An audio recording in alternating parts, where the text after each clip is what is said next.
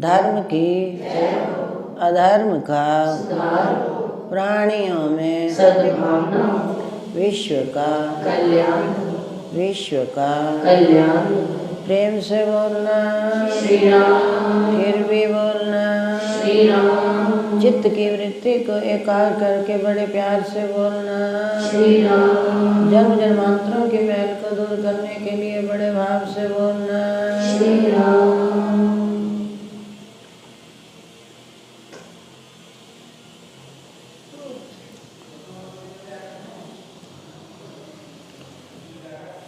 प्राणी मात्र के जीवन में ये देह हमें प्राप्त हुई, तो इस देह को प्राप्त करने का लाभ एकमात्र भगवत प्राप्ति, आत्मज्ञान की अनुभूति, जिसके लिए हमें देह मिली है। कबहु कर करुणा नरदेहि देत ईश बिनु हेतु सनेही। किसी समय उस परम पिता परमात्मा के हृदय में एक करुणा का भाव पैदा हुआ। जब करुणा का भाव जागृत हुआ तो उस परमात्मा के अहत की कृपा से हमें ये देह प्राप्त हुई है। और इसे प्राप्त करने का लक्ष्य क्या है, उद्देश्य क्या है? उद्देश्य केवल आत्मज्ञान की अनुभूति, ब्रह्म ज्ञान की प्राप्ति। दुनिया में अनेक प्रकार के दान हैं। सम संतोष न और सुख, तप न क्षमा समजान, ब्रह्म ज्ञान समदान नहीं, और धर्म न दया सम। तो सबसे बड़ा दान है ब्रह्म ज्ञान का दान। लेकिन उस ज्ञान की जो प्राप्ति है केवल हमारी वाक्पटुता या बुद्धि का चातुर्य या वाणी विलास अथवा शब्द कोश का जाल, इन साधनों से उसकी अनुभूति कभी नहीं होगी। उसकी प्राप्ति के लिए सहज और सरल साधन है समर्पण। तो महापुरुष कहते हैं अगर कुछ पाना चाहते हो तो तुम्हें कुछ खोना पड़ेगा। चंडीगढ़ जाना है तो पहले तुम्हें दिल्ली को छोड़ना पड़ेगा, चंडीगढ़ तभी पहुंचोगे। विडंबना तो इस बात की है कि पहुंचना तो हमने चंडीगढ़ और सफ़र कर रहे हैं दिल्ली की तरफ। कब पहुंचोगे? उल्टा चलते हैं। जाना है भीतर, जाना है भीतर, लेकिन दौड़ते हैं बाहर। तो भीतर की दौड़ लगाए बिना कभी भी उस तत्व की अनुभूति किसी को हो। इसी प्रकार से एक संत के 3 शिष्य थे। तीनों महात्मा की शरण में गए और आश्रम में रहकर सेवा करने लगे। कई बार हमने निवेदन किया कि सेवन केवल क्रियाओं तक सीमित नहीं होती है। सबसे बड़ी सेवा होती है आज्ञा समना सुसाय। आज्ञा पालन करेंगे तो हमारे असंभव कार्य भी उन्हें करने पड़ेंगे। हम नहीं करेंगे, उन्हें करने पड़ेंगे। तो तीनों शिष्य आश्रम में रहकर दरबार की सेवा करने लगे। हम संतों के पास जाते हैं ना, लेकिन जाने के बाद हमें इतनी अनुभव नहीं, इतनी अकल नहीं, इतनी हमारी बुद्धि साथ नहीं देती कि क्या मांगे। जो मिथ्या पदार्थ हैं वो तो प्रारब्ध भोग है, तो मांगो या ना मांगो वो तो तुम्हें मिलेंगे, क्योंकि तुम्हारी प्रारब्ध में जो लिखा है वो मिलेगा ही मिलेगा। एक अटल सिद्धांत है कि पहले बनी है प्रारब्ध, पाछे बना शरीर, और तुलसी ये अचरज है जो मन नहीं बांधे थी। आश्चर्य तो इस बात का है कि हमारा मन धैर्य धारण नहीं करता है। जो प्रारब्ध है मिलेगा, उसे कोई छीन नहीं सकता, और जो तुम्हारी प्रारब्ध में नहीं तो हाथ में आई वस्तु भी छिन जाती है। तीनों सेवा कर रहे हैं। एक दिन संत प्रसन्न हुए तो तीनों से कहा बेटा वर मांगो। तो सबसे पहले शिष्य ने सोचा, आश्रम में इतनी सेवा करता रहा, क्या मांगू?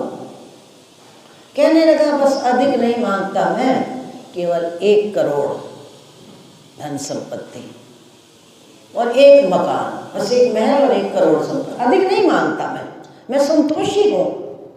अरे ये तो हमारी मूर्खता है। हमें कोई मूर्ख कहकर देखे, हम मूर्ख नहीं, अब तो महामूर्ख हैं। अपने आप को समझदार मानते हैं कि हम बड़े पढ़े लिखे हैं। वास्तव में संत की दृष्टि से हम मूर्ख नहीं, अब तो महामूर्ख हैं। मैं तो कभी कभी कहती हूँ, वज्र मूर्ख भी कह दें तो इसमें भी कोई अतिशयोक्ति जो है वो नहीं। बुद्धिमत्ता, आपने देखा होगा जो बड़े बड़े बम बनाते हैं या जिन्होंने इस मोबाइल को बनाया, अब तो नई नई बातें सुनने को मिलती हैं कि कार चलेगी बिना ड्राइवर के। उनकी बुद्धिमत्ता ही तो है, बुद्धि की कुशाग्रता तो है, लेकिन उस बुद्धि को कहाँ लगाना है ये विवेक उनके पास नहीं। बस मैं केवल 1 करोड़ और 1 महल, इससे अधिक और कुछ नहीं मांगता। महात्मा जी ने कहा, तथास्तु। बड़ा प्रसन्न हो गया, मुझे तो मिल गया। अब दूसरा सोचता है, 1 करोड़ और महल तो मिल गया, लेकिन मैं इससे बढ़िया चीज़ मांग लूँ। इसने क्या मांगा? बस और कुछ नहीं चाहिए मुझे, केवल राजमहल और उसकी जो वस्तुएं होती हैं ना, पर्याप्त वस्तु, बस इतना ही चाहिए। महात्मा जी ने दे दिया। आप जानते हैं जो संत होते हैं ना, ये मिथ्या पदार्थ मान सम्मान देकर अपना पल्ला छुड़ाते हैं, जान छुड़ाते हैं। लो इसी में ग्रस्त रहो, इसी माया में धंसे रहो, झूठे मान बढ़ाई में उलझते रहो, और जो वास्तविकता होती है उसे वो छिपा कर रखते हैं। अब तीसरे शिष्य से पूछा, अब वो था विवेकी, वो अंदर से गुरु की प्रसन्नता का पात्र था। बाहर क्रिया व्यवहार क्या होती है अलग पहलू है, अंदर से उनकी कितनी प्रसन्नता है ये एक बहुत बड़ी बात है। अंदर से प्रसन्न थे। जब महापुरुष प्रसन्न होते हैं ना तो क्या देते हैं? ददामी बुद्धि यो, सात्विकी बुद्धि देते हैं उसे।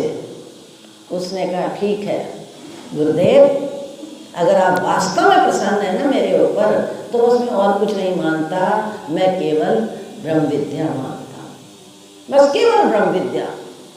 अब महात्मा जी भी तो इतने अनजान तो वो भी नहीं थे।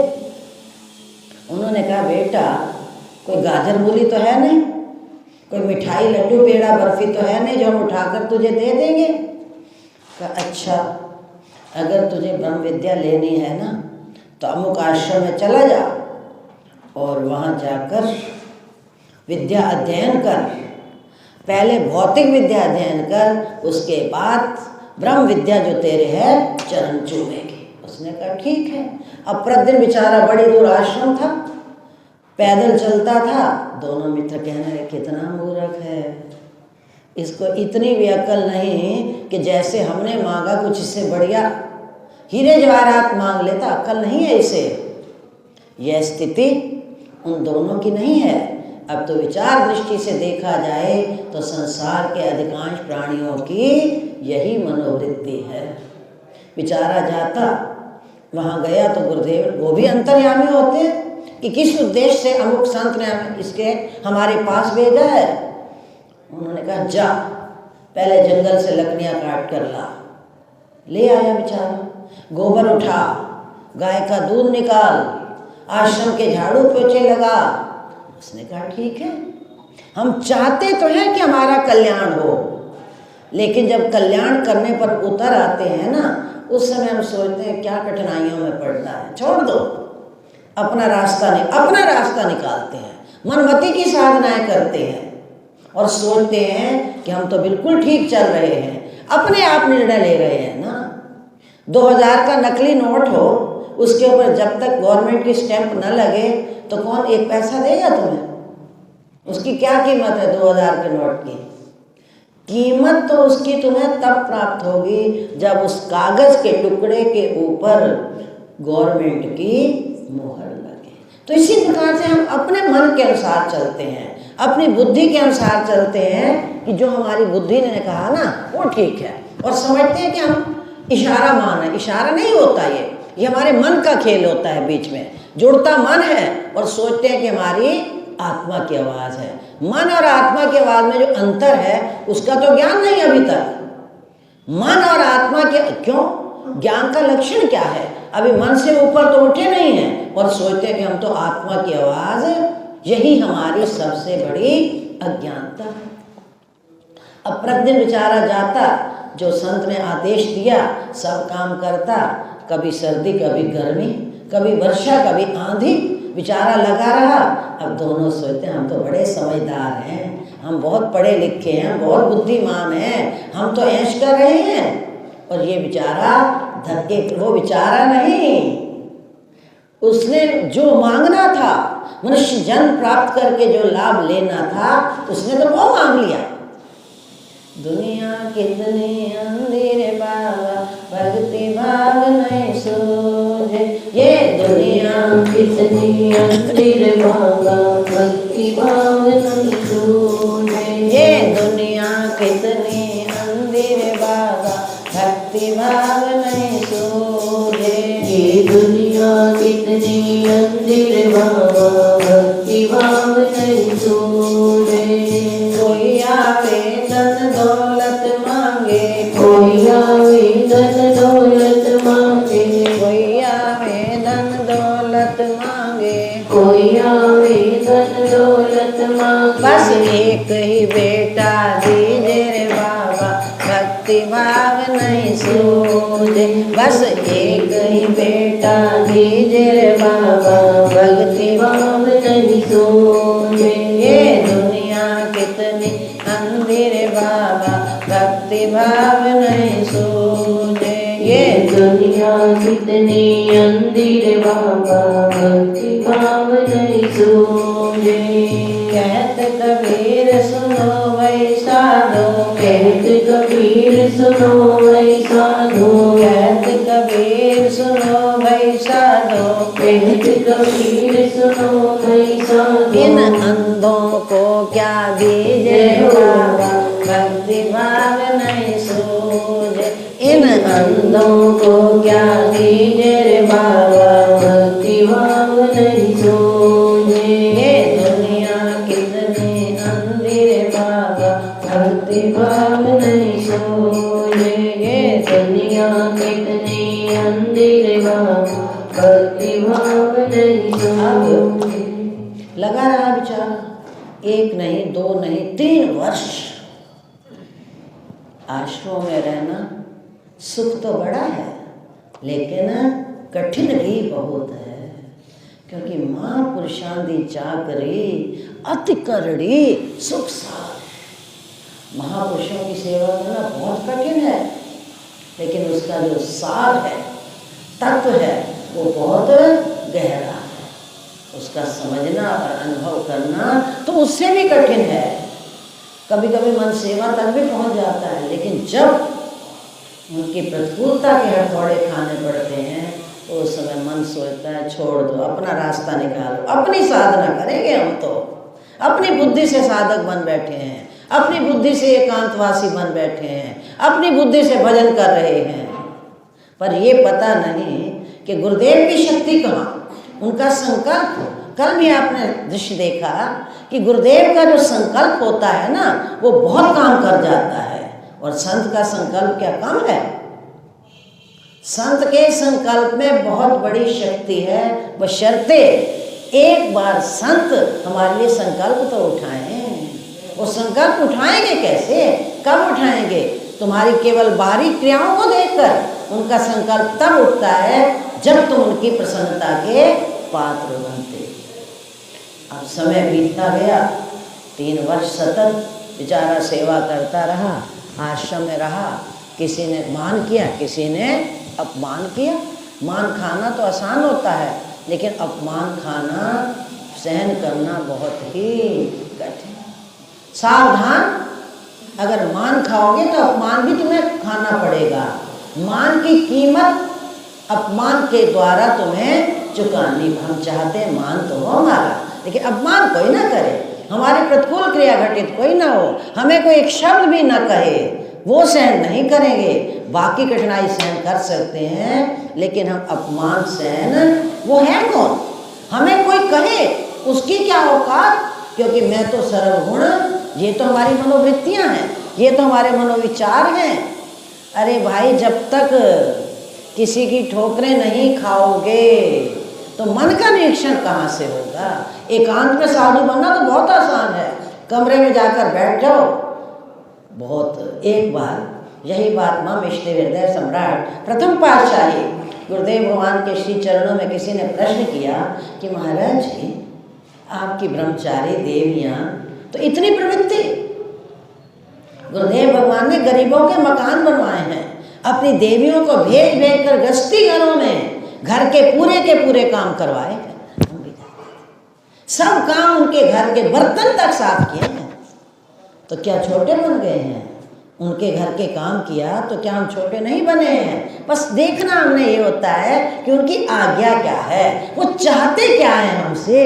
ये मत देखो कि वो क्या कर रहे हैं, किसको क्या देते हैं, कैसे लेते हैं, कैसे खाते हैं। ये देखो कि वो तुमसे चाहते क्या हैं।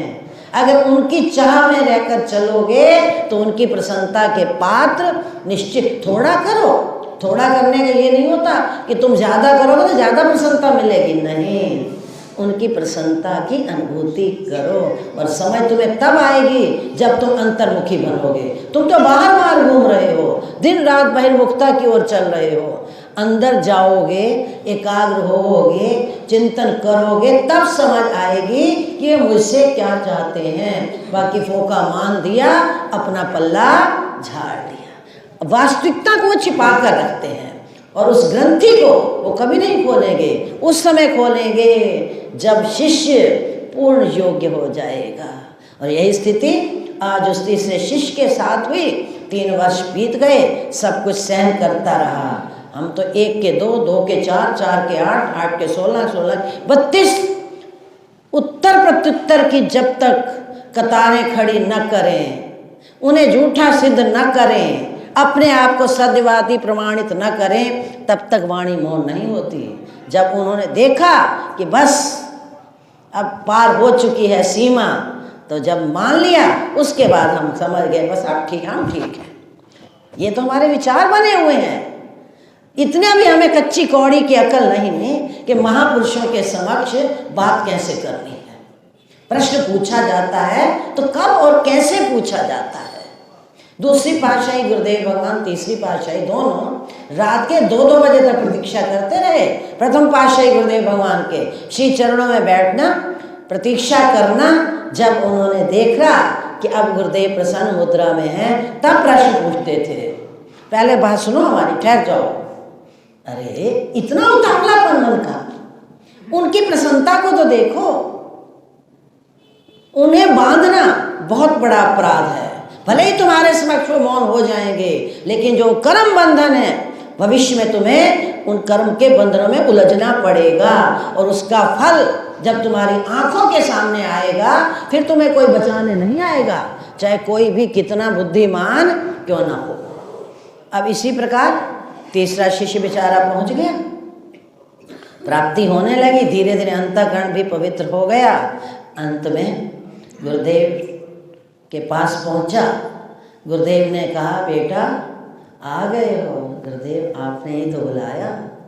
बुलाया अंदर अंदर, बाहर से किसने बुलाया तेरे को? किसने तुझे संदेशा दिया? अपने आप आ गया? किसी ने बुलाया था? अब आप सोचो, जो इतनी कठिन सेवाएं करके चरणों में आ जाए और उसे कहो कि तुझे किसने बुलाया, क्यों आया? उसने कहा, गुरुदेव क्षमा करें, अपराध हो गया। भूल करना जीव का सहज स्वभाव है, आप तो कृपा करो। उन्होंने कहा, बस इस परीक्षा में भी निकल गया। कृपा वरद हस्त उसके शीश पर रखा। उसने एक पुस्तक लिखा। उस शिष्य ने एक पुस्तक की रचना की, लिखा पुस्तक का जो हेडिंग था, उसमें क्या लिखा कि समर्पण ही सबसे बड़ी तपस्या है। सबसे बड़ा तप है समर्पण। हम और साधन करेंगे, समर्पण नहीं करेंगे। क्यों नहीं करते? क्योंकि अंतःकरण में हमारे गंदगी भरी हुई है। गुरुदेव प्रसन्न हो गए, पुस्तक को देखा, बड़े गदगद हो गए, लेकिन बाहर से कुछ नहीं कहा। मौन रहे, चेहरा भी प्रसन्नता मुद्रा नहीं दिखाई, प्रसन्न मुद्रा है, ठीक है, बहुत अच्छा। अब ब्रह्म ज्ञान की तो प्राप्ति हो गई उसे, कृपा वरदास जब उसके शीश पर रखेंगे तो ब्रह्म ज्ञान की तो प्राप्ति हो गई, और स्वयं उस पार्थिव देह का त्याग किया, गद्दी का उत्तराधिकारी नियुक्त किया उसे, धीरे धीरे आश्रम में रहने लगा, सब कुछ करने लगा। तो बात छिपती नहीं है, हम सोचते हैं कि अमुक जगह छिपकर हमने बात की या कर्म किया, क्या पता उन्हें, माफ करना, तुम कहीं भी रहो, कितनी दूरी पर रहो, तुम्हारी बात हवा के द्वारा पहुंच जाएगी, भले ही निमित्त कोई भी बने, लेकिन घूमते घूमते बात कानों तक पहुंच भी गई। उसके जो दोनों मित्र थे, पहले मित्र के पास जो करोड़ और एक महल था, कोई शत्रु ने देखा, अब दुनिया में राग द्वेष तो चलते ही है, किसी की तरक्की देखकर दूसरा व्यक्ति अंदर से ईर्ष्या के अग्नि में सुलगता भी है, ईर्ष्या के अग्नि में वो सुलगने लगा, तो उसका धन जो था चुरा लिया और उसके पूरे महल को आग लगा दी। ठीक है, सब दिन होत न एक समय, समय सदा परिवर्तनशील है, रात है तो दिन अवश्य है, और दिन है तो रात का होना भी अवश्य भावी है। दूसरे मित्र के पास जो राज्य था, उसका राज दिन प्रतिदिन बढ़ने लगा। अब शत्रु राजा ने देखा, इसका राज आगे निकल जाएगा, नाम इसका चढ़ जाएगा और मैं तो पीछे रह जाऊंगा। धोखे से युद्ध के जो नियम होते हैं, सूचनाएं दी जाती हैं, समय निर्धारित किए जाते हैं, धोखे से उसके राज पर चढ़ाई कर दी और पूरा का पूरा राज उसका भी लूट लिया। अब कौन बचा? वही तीसरा मित्र बचा ना, जो आश्रम में रहता था। बात उसके कान तक पहुंच गई, उसने कहा चलो कोई बात नहीं, है तो मेरा मित्र ना।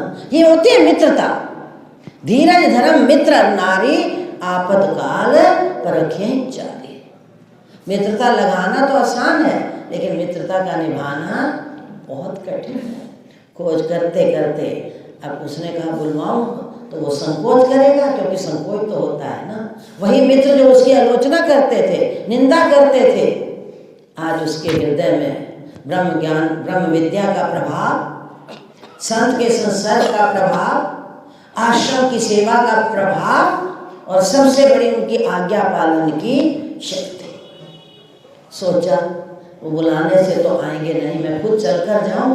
खुद चलकर गया, यह है विनम्रता। खुद चलकर गया, दोनों मित्रों की खोज की, तो एक मित्र बेचारा गली गली भीख मांग रहा है। क्यों?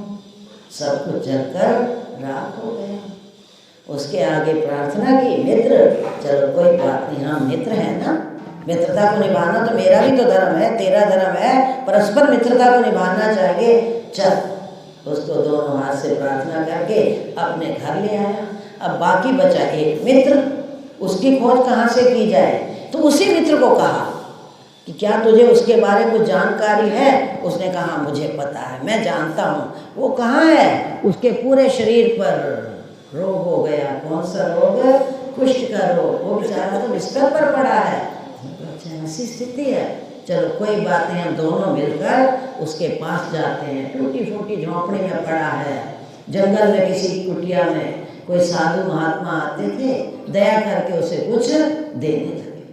फिर दोनों मिलकर गए, उसे लेकर आया, अपने आश्रम में रखा, उसकी स्वयं अपने हाथों से सेवा करने लगा। अब आप अनुमान लगाओ कि क्या मुख्य मांगने वाला कौन निकला? पहला नंबर किसका था?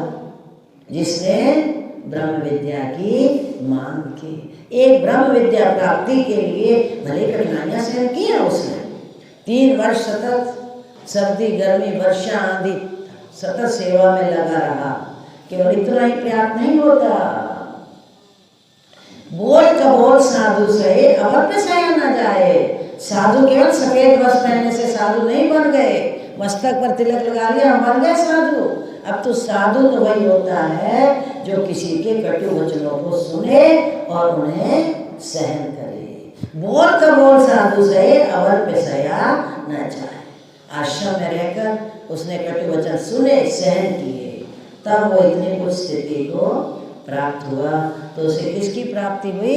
ब्रह्म विद्या की प्राप्ति।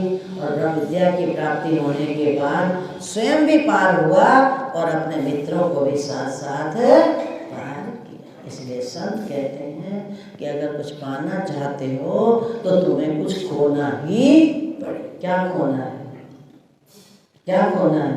खाना पीना छोड़ना है, कपड़ों को छोड़ना है, जंगल में जाकर बैठना है? नहीं, यहाँ प्रवृत्ति में रहते हुए ही माम इसलिए प्रथम पातशाही गुरुदेव भगवान ने जो नियम निर्धारित किए हैं ना, वो सोच समझ कर किए हैं। ऐसे नहीं उनकी शक्तियां आज भी काम कर रही हैं। भजन वो क्या काम करते थे, उनके जैसा भजन कौन कर सकता है? आज उनके भजन का ये प्रत्यक्ष प्रमाण ही तो है। कल जिन्होंने नाटका देखी है वो अनुभव करेंगे कि किसकी शक्ति थी। गुरुदेव भगवान के भजन का प्रभाव। आप यहीं से अनुमान लगा लो, जिस बच्ची ने प्रथम पातशाही का रोल अदा किया है उसका चेहरा, मैं कहती हूँ उसका जो दर्शन थे ना, शायद कोई ही व्यक्ति होगा जिन्होंने कल दर्शन किए कि उसे प्राप्त समाधि वाले गुरुदेव भगवान न। संगत बिलक बिलक कर हो रही थी। ये तो केवल उसने रोल ही किया है ना। जब रोल में इतनी शक्ति है तो उनके वास्तविक गुरुदेव भगवान की कितनी शक्ति है, कहने की आवश्यकता नहीं।